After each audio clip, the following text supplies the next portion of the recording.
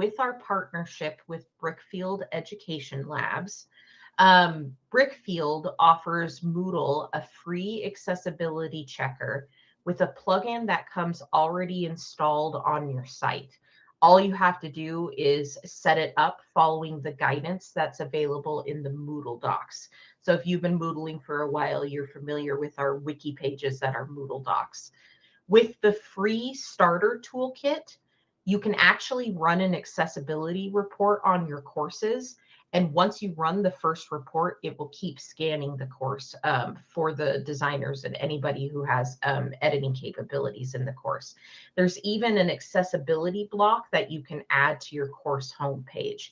So this accessibility toolkit, even the free one, is very helpful for folks to add to their course and extend their ability to review their course for various accessibility concerns.